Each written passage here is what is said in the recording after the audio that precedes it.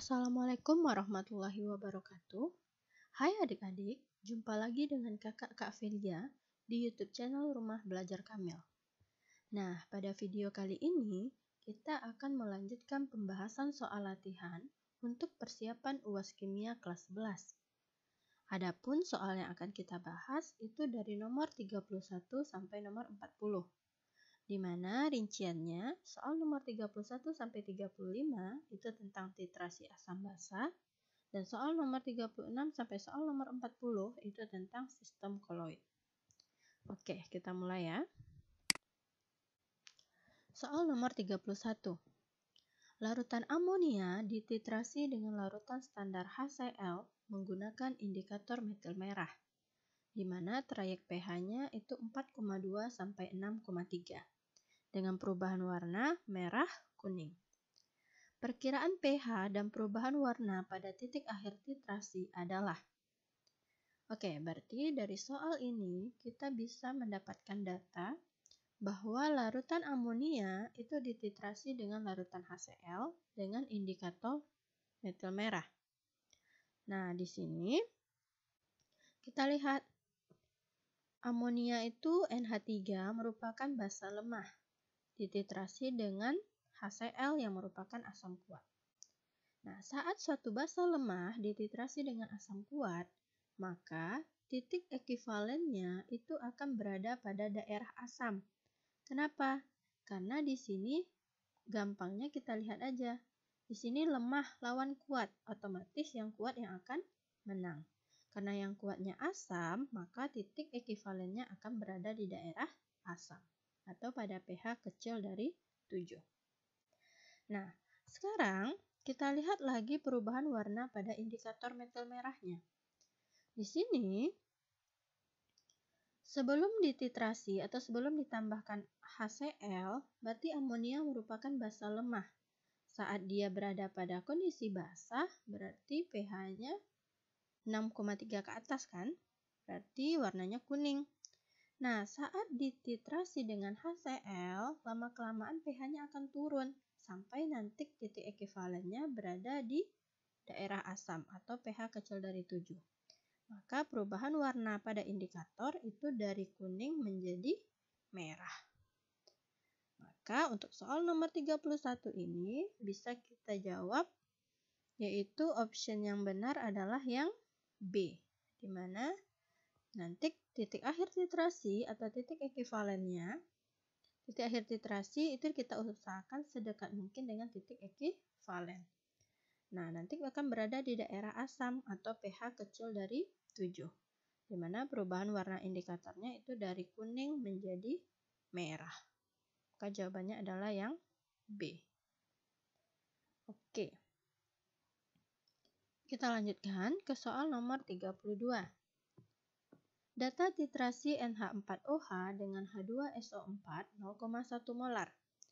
Oke, berarti di sini ada 3 buah percobaan dengan volume NH4OH-nya itu sebanyak 20 ml untuk ketiga percobaannya.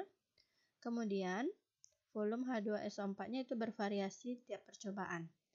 Nah, kalau diberikan beberapa percobaan seperti ini, maka untuk mencari volume H2SO4-nya itu kita pakai nanti adalah volume rata-rata.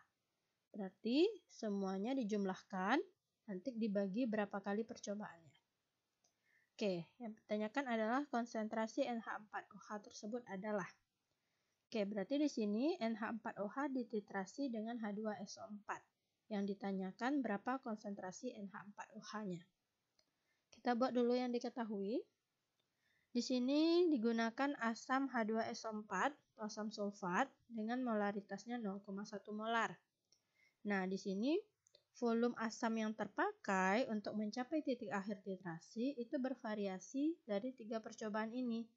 Maka kita cari berapa volume rata-ratanya. Berarti 15 ditambah 16 ditambah 14 dibagi 3. Dapatlah 15 mili. Kemudian volume dari basa NH4OH yang terpakai itu adalah 20 mili yang dititrasi. Dan yang ditanyakan itu adalah berapa konsentrasi atau molaritas dari NH4OH. Nah, kalau kita sudah punya data seperti ini, untuk mencari konsentrasi NH4OH tersebut, kita bisa masukkan ke dalam rumus titik ekivalen ya.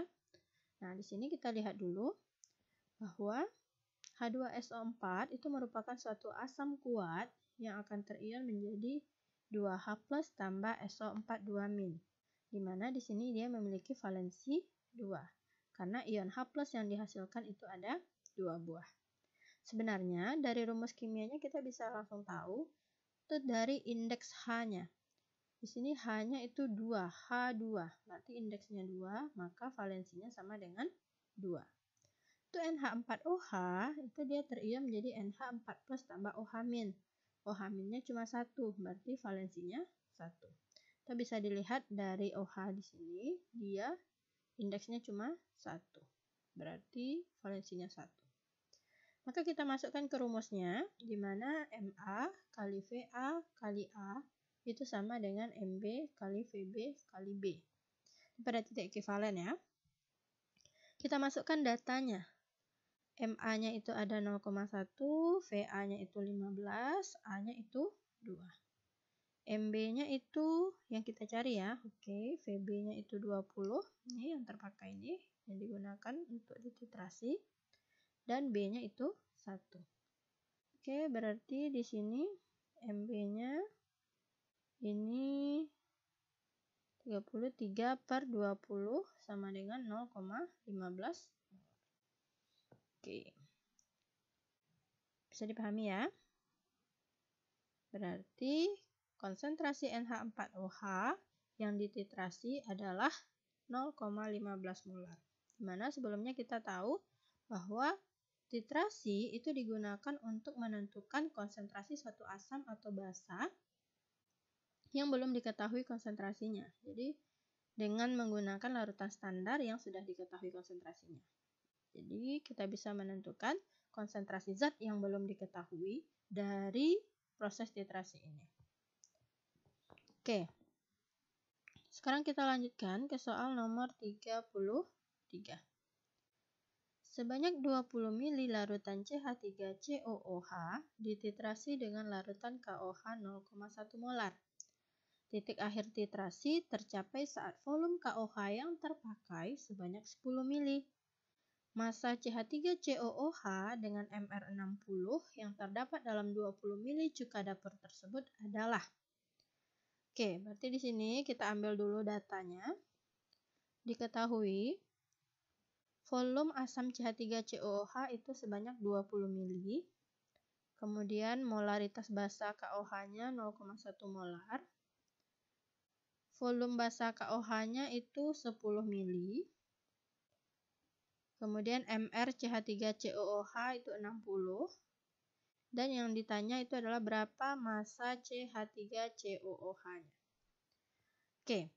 Nah, di sini dia masih konsepnya itu adalah titrasi asam basa, di mana titrasi asam lemah dengan basa kuat. Nah, kita lihat di sini. Kita masukkan ke dalam rumus titrasinya, di mana MA kali VA kali A sama dengan MB kali VB kali B. Ini pada titik ekivalen. Di mana MA-nya yang kita cari dulu karena massa, di sini dia tidak ada hubungannya dengan massa secara langsung, maka kita cari molaritasnya dulu. Nah, nanti barulah massa ini kita dapat dari menjabarkan rumus molaritas ini. MA kita cari, VA-nya itu sebanyak 20 ml, CH3COOH itu hanya melepaskan satu ion H+, berarti valensinya 1. Kemudian MB-nya itu 0,1 molar. VB-nya 10 ml, dan valensi basa KOH itu 1. Oke, kita lanjutkan. Di sini bisa kita selesaikan lagi. Berarti ini 10, 1/20 ya MA-nya. Berarti kita masukkan ke rumus MA, yaitu massa per MR kali 1000 per V dalam mililiter. MA-nya itu sebesar 1/20. Massanya kita misalkan X, per MR-nya itu ada 60. Kali 1000 per V-nya itu ada sebanyak 20 ml. Maka kita selesaikan ini. Nah, ini bisa dicoret, nolnya lagi. Berarti 6 naik ke atas, 6 per 20 sama dengan 5x. Berarti x sama dengan 6 per 100. Maka masanya sebesar 0,06 gram. Berarti jawaban yang benar adalah yang C ya. Oke, 0,06 gram. Nah, jadi seperti itu langkah-langkahnya. Di sini kan dia melakukan proses titrasi. Titrasi itu nanti kita nggak bisa langsung menemukan massa. Jadi yang bisa kita cari itu adalah konsentrasi dulu. Nanti baru setelah dapat konsentrasinya, kita jabarkan rumus konsentrasi atau molaritasnya, barulah kita bisa mendapatkan berapa massa dari satu zat tersebut. Nah, jadi itu tahapan-tahapan untuk mencarinya jika ditanyakan berapa massa suatu zat setelah melalui proses titrasi. Oke, kita lanjut ya. Soal nomor 34.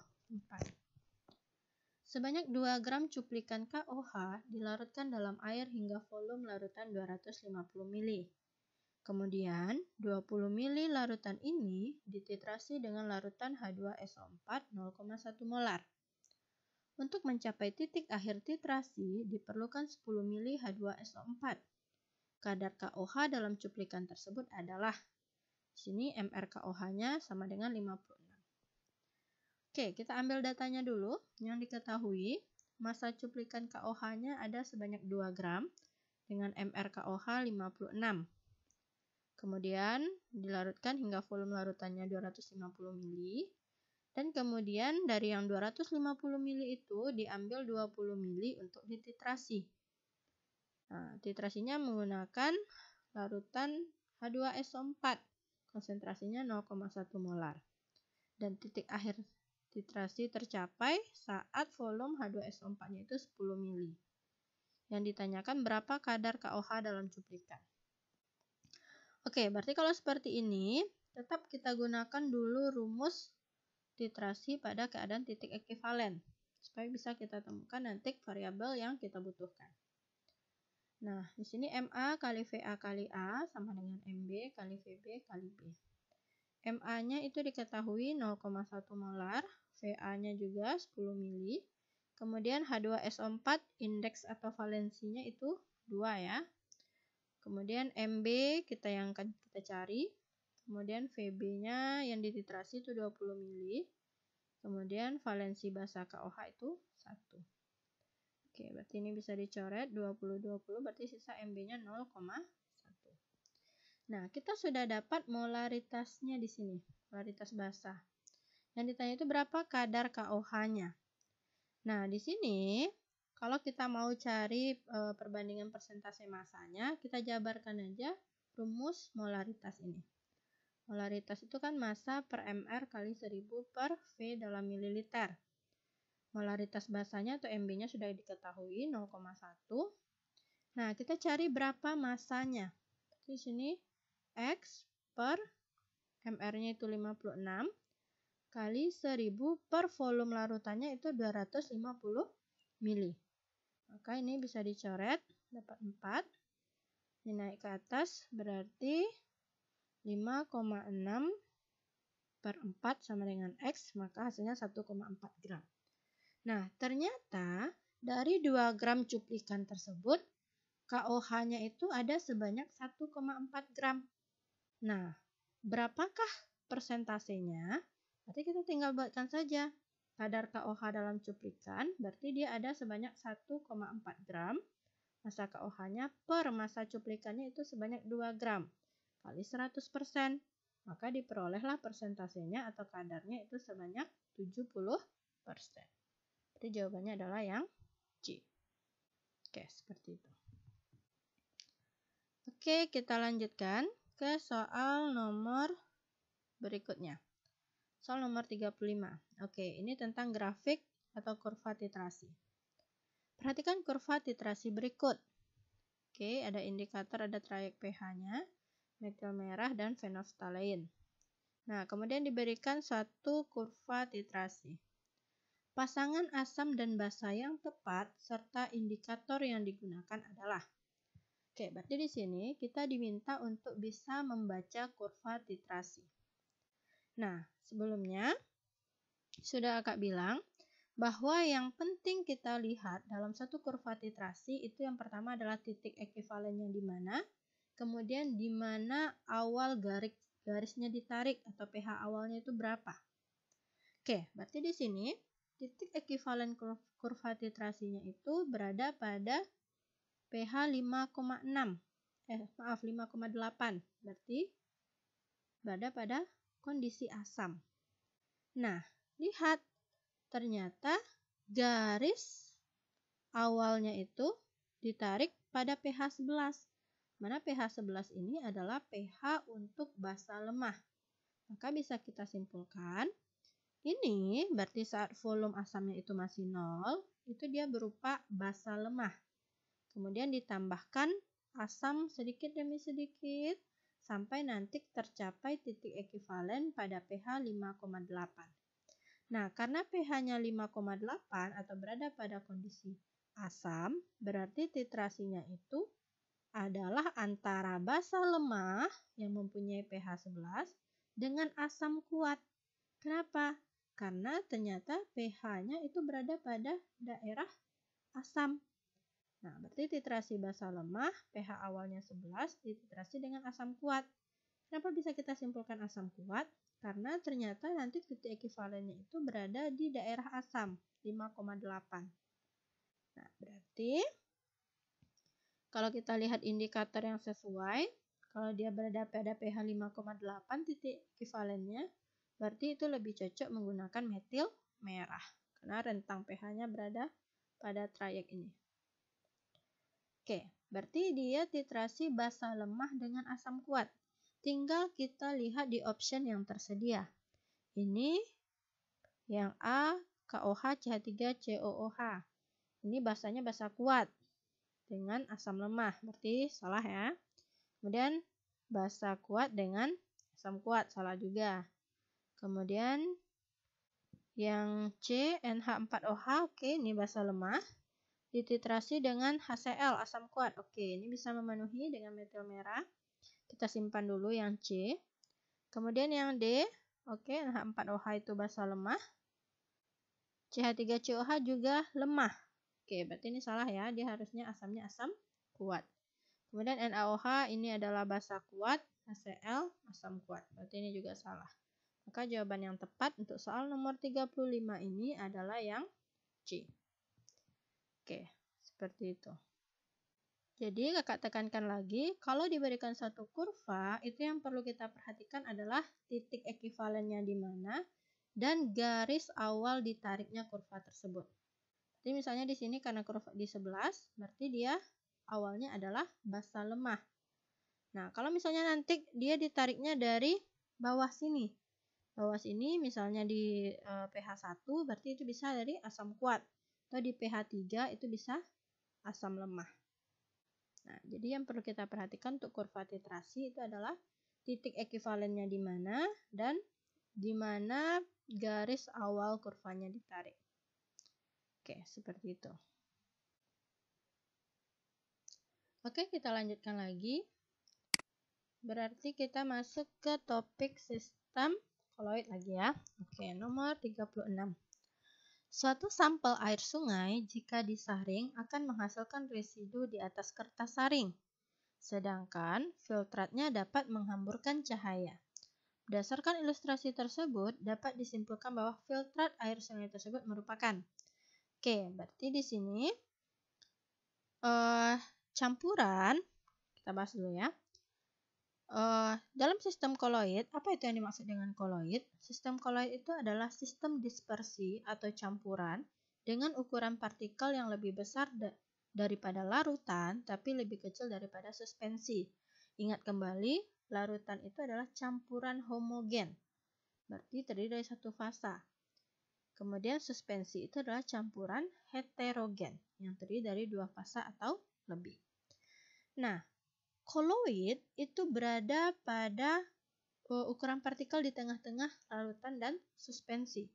Berarti lebih besar daripada larutan, tapi lebih kecil daripada suspensi. Contoh yang paling mudah kita amati itu adalah susu.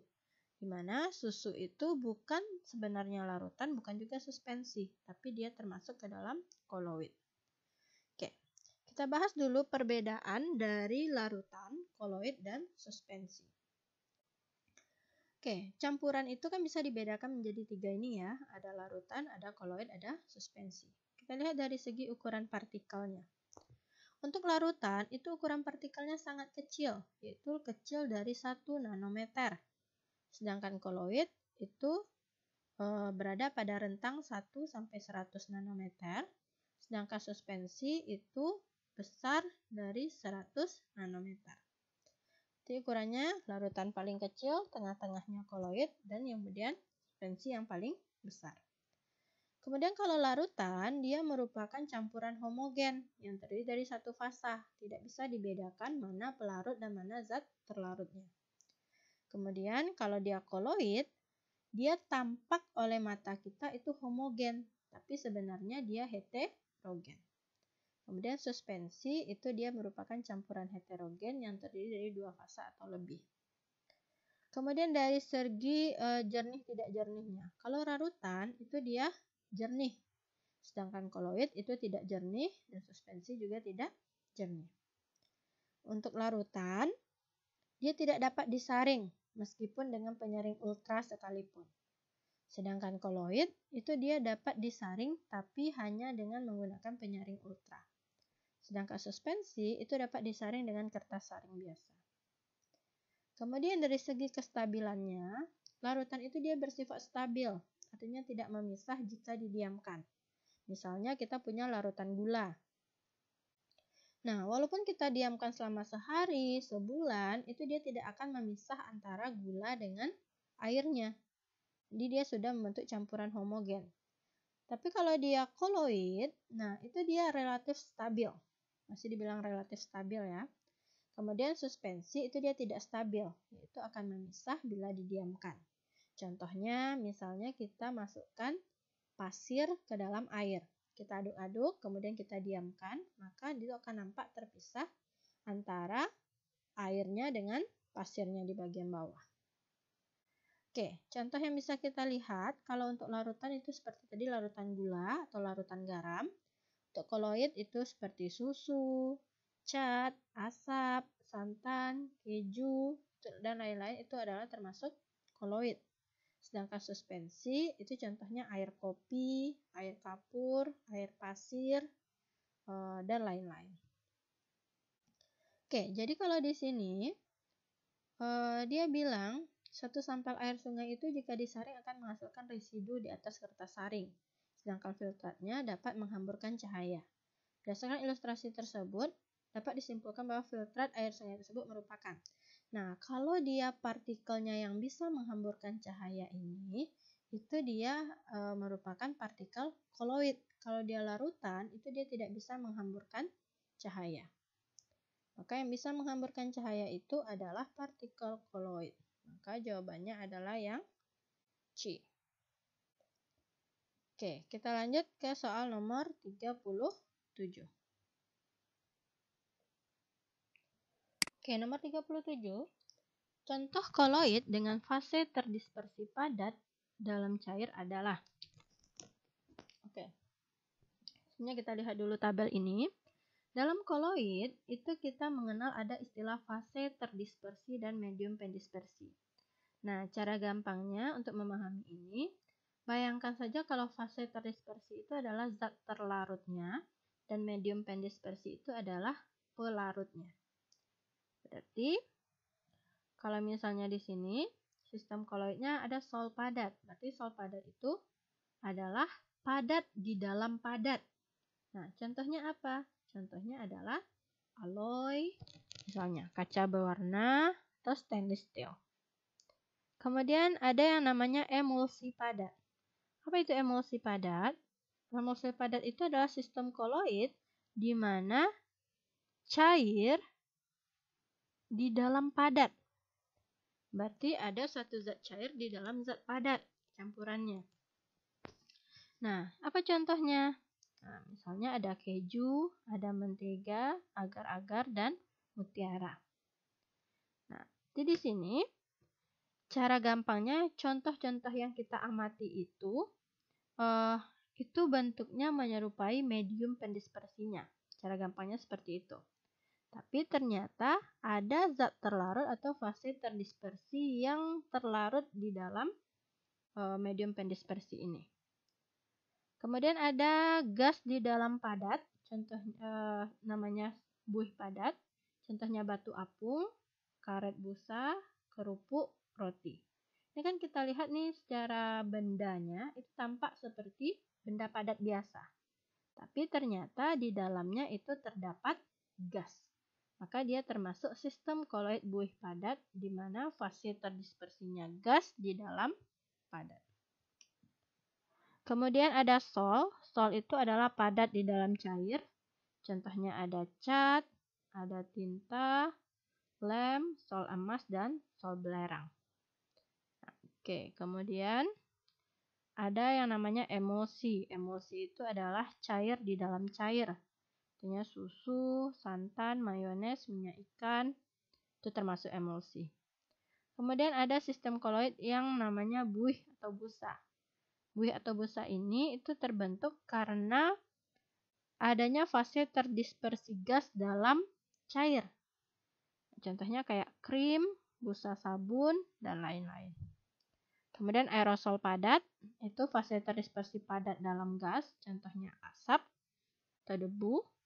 Kemudian aerosol itu adalah cair di dalam gas, contohnya awan, kabut, dan hairspray. Oke, ini adalah sistem koloidnya. Nah, di soal nomor 37, itu dia bilang contoh koloid dengan fase terdispersi padat dalam cair. Padat di dalam cair. Berarti padat di dalam cair itu namanya sol. Contoh sol itu ada cat, ada tinta, ada lem, sol emas, dan sol belerang. Maka di sini berarti jawabannya tepat adalah tinta ya. Nah, kalau kita lihat di sini kaca berwarna. Kaca berwarna ini kan wujud yang kita lihat itu adalah padat ya. Nah, ternyata di sini ada campuran atau dispersi padat di dalam padat. Maka dia termasuk sistem koloid sol padat. Sedangkan susu itu dia termasuk ke dalam emulsi. Karena bentuknya cair, kemudian ada juga zat cair yang terdispersi di dalam medium cair.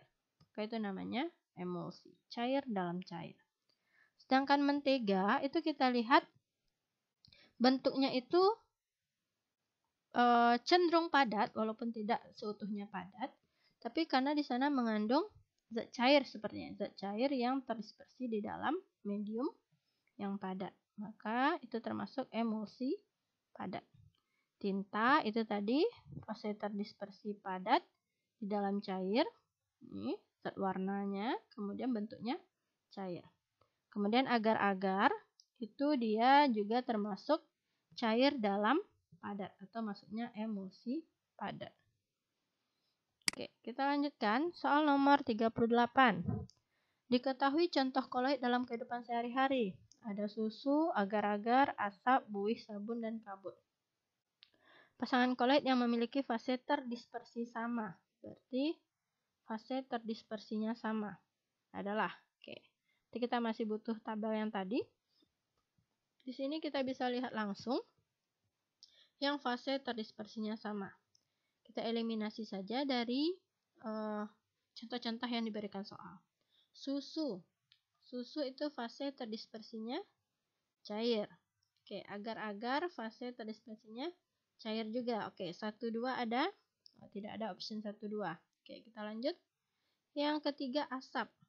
Asap itu fase terdispersinya padat. Oke. Kemudian buih sabun atau busa sabun itu fase terdispersinya gas. Oke, kemudian kabut itu fase terdispersinya adalah cair. Oke, berarti ada 3 yang cair, itu ada susu, agar-agar, dan kabut. Berarti 1, 2, 5. 1, 2 tidak ada, berarti jawabannya adalah 2 dan 5. Oke.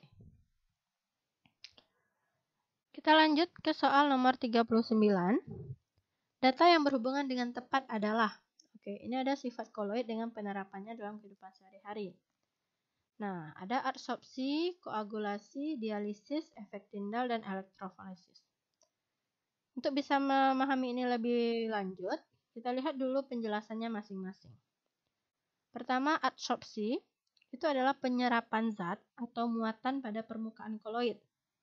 Jadi kayak adsorpsi, itu kan penyerapan. Nah, contohnya misalnya penerapan dalam kehidupan sehari-hari itu pada norit yang digunakan untuk obat sakit perut, bisa juga digunakan untuk pemutihan gula pasir, dan digunakan juga untuk penggunaan deodoran untuk menghilangkan bau badan. Berarti di sini adsorpsi bukan untuk cuci darah. Berarti yang A itu adalah salah. Kita lihat selanjutnya itu yang kedua, koagulasi. Koagulasi itu bisa kita sederhanakan sebagai pengendapan partikel koloid karena suatu perlakuan tertentu. Nah, contohnya apa? Pengendapan atau bisa kita ambilkan penggumpalan. Berarti contohnya pembentukan delta di muara sungai, itu merupakan satu contoh koagulasi. Kemudian penjernihan air dengan tawas, itu juga contoh koagulasi. Menghilangkan bau badan itu masuk ke dalam adsorpsi, berarti yang B juga salah. Oke, selanjutnya yang C, dialisis. Dialisis itu merupakan proses menghilangkan muatan koloid menggunakan membran semipermeabel. Oke, sebelumnya kita mengenal juga dalam biologi itu ada osmosis dan dialisis. Nah, kita lihat di sini. Untuk contoh dari dialisis ini itu adalah proses cuci darah pada pasien gagal ginjal. Oke, selanjutnya efek Tyndall itu adalah penghamburan cahaya oleh partikel koloid. Contohnya seperti sorot lampu mobil pada malam hari saat berkabut, kemudian cahaya proyektor di gedung bioskop. Nah, itu adalah contoh efek Tyndall. Berarti yang D itu benar ya, sifatnya dan penerapan sehari-harinya. Kemudian elektroforesis itu adalah gerakan partikel koloid menuju elektrode di bawah pengaruh medan listrik. Nah, elektroforesis ini itu sering digunakan dalam proses penyaringan debu pabrik pada cerobong asapnya, atau yang disebut dengan kotrel. Maka dari soal nomor 39 ini, jawaban yang benar adalah yang D. Nah, sebenarnya sifat koloid ini masih banyak contoh-contohnya, tapi ini adalah contoh-contoh yang paling familiar biasanya. Kemudian ada juga nanti sifat koloid ini seperti gerak Brown atau gerakan acak partikel koloid yang bertujuan untuk menghindari pengendapan pada susu. Kemudian ada juga sebagai koloid pelindung seperti penambahan gelatin pada es krim dan lain-lain. Oke, kita lanjutkan ke soal yang terakhir, soal nomor 40. Perhatikan cara pembuatan koloid di bawah ini. Oke, ada 5 cara. Pembuatan koloid secara kondensasi ditunjukkan oleh nomor. Oke, berarti di sini kita bahas tentang pembuatan koloid. Pembuatan koloid itu ada 2, ada secara kondensasi dan secara dispersi. Apa bedanya? Kita bahas satu persatu. Pertama, dengan cara kondensasi, itu adalah mengubah partikel larutan menjadi koloid. Jadi dari partikel yang ukurannya lebih kecil menjadi partikel yang lebih besar. Nah, untuk contoh dari proses pembuatan koloid dengan cara kondensasi itu ada, kita bagi 4. Ada reaksi redoks, reaksi hidrolisis, reaksi dekomposisi rangkap, dan pertukaran ion. Nah, biasanya kalau untuk reaksi redoks itu dia digunakan untuk pembuatan sol belerang biasanya. Sedangkan reaksi hidrolisis itu biasanya digunakan untuk pembuatan sol FeOH3 kali menggunakan air mendidih. Kemudian ada reaksi dekomposisi rangkap ini itu sering digunakan untuk pembuatan sol AgCl. Kemudian pertukaran ion itu biasanya digunakan untuk zat-zat yang suka larut. Misalnya pembuatan sol AS2S3. Itu merupakan contoh pembuatan koloid dengan cara kondensasi. Nah, cara yang kedua itu ada yang namanya cara dispersi. Berarti ini kebalikannya. Kalau kondensasi tadi mengubah partikel larutan menjadi koloid, berarti dari yang kecil menjadi yang lebih besar. Kalau dispersi berarti memecah partikel suspensi menjadi koloid. Berarti partikel yang besar diubah menjadi yang lebih kecil. Di sini bisa kita bagi 4. Ada dengan cara mekanik, cara peptisasi, Bossor-Bredig, dan homogenisasi. Nah, kalau dengan cara mekanik, itu contohnya misalnya sol belerang yang dibuat dengan cara menggerus serbuk belerang dengan menggunakan tambahan gula pasir dan kemudian dicampur dengan air. Jadi secara mekanik itu kita menggerus serbuk belerangnya menjadi ukuran yang lebih kecil. Kemudian dengan cara peptisasi itu adalah dengan cara penambahan suatu zat pemecah tertentu. Jadi misalnya suatu partikel yang ukurannya besar, kita lakukan dengan cara peptisasi, kita tambahkan suatu zat tertentu, itu bisa memecah partikel tersebut menjadi lebih kecil sehingga bisa menjadi seukuran koloid. Contohnya misalnya endapan AlOH 3 kali oleh AlCl3 dan lain-lainnya. Kemudian Bossor-Bredig. Nah, Bossor-Bredig ini itu merupakan suatu cara pembentuk koloid logam biasanya. Nah, biasanya ini dilakukan dengan menggabungkan 2 kawat logam sebagai elektroda yang dicelupkan ke dalam air. Kemudian kedua ujung kawat tersebut diberi arus listrik. Nah, biasanya Bossor-Bredig ini lebih umum digunakan untuk membuat koloid logam. Kemudian yang terakhir ada homogenisasi. Biasanya digunakan untuk pembuatan susu kental manis yang bebas kasein dan biasa juga digunakan untuk emulsi obat. Oke. Nah, sampai di sini dulu video kita pada kesempatan ini. Selamat belajar untuk adik-adik, semoga sukses ujiannya. Kakak tutup, Assalamualaikum warahmatullahi wabarakatuh.